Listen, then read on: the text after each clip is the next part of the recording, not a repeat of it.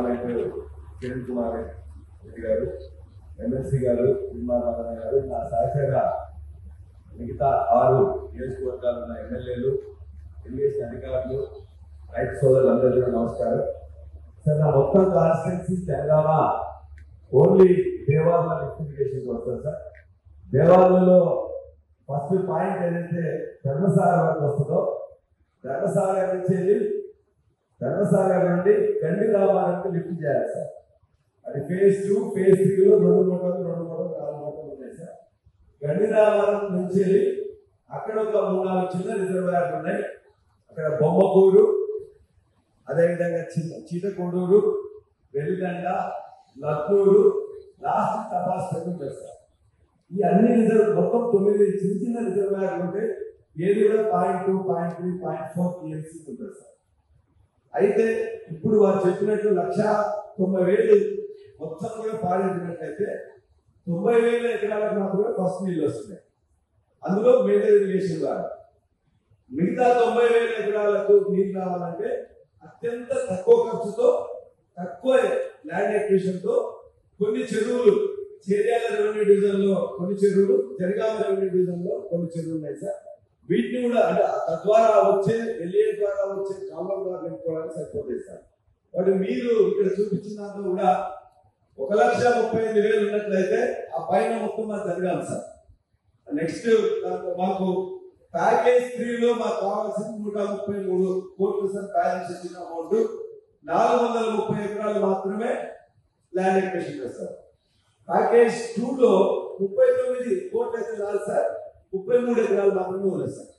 అదేవిధంగా తపాస్పల్ ఏరియాలో 34.58 crores అయితే 567 ఎకరాలు మొత్తం కలిసి 207 crores అయితే 1030 ఎకరాలు అయితే మాత్రం దరిదాపుగా మనం ఏదైతే కాంట్రిబ్యూట్ చేసినామో మొత్తం కూడా వస్తుంది సార్.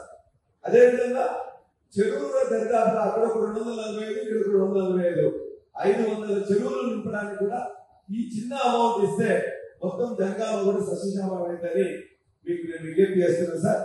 ఇంకొకటి సార్, ఇవాళ ఇప్పుడు 3 నెలల నుంచి నీళ్ళు పోతున్నాయి సార్ గోదావరి.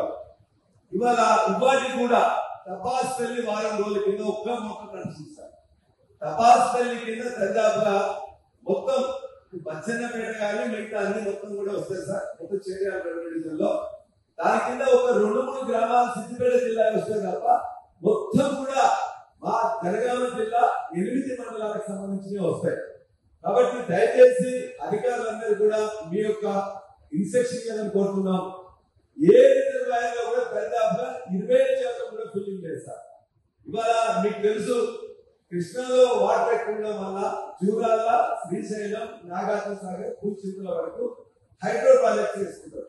ఆటాలకు యూనిట్ మీకు వస్తుంది సార్. ఇప్పుడు కరెంటు తక్కువనే వాడుతున్నాం కాబట్టి దయచేసి ఇప్పుడు ఇరిగేషన్ లో ఉండే ఫుల్ లెవెల్ ఏదైతే ఉన్నదో ధర్మసాగర్ నుంచి ఉండే 4 మోటార్లని దయచేసి గండి రామారానికి నింపినట్లయితే మా ప్రాంతంలో ఉండే ఇప్పుడు ఎండకుండా ఉంటాయి.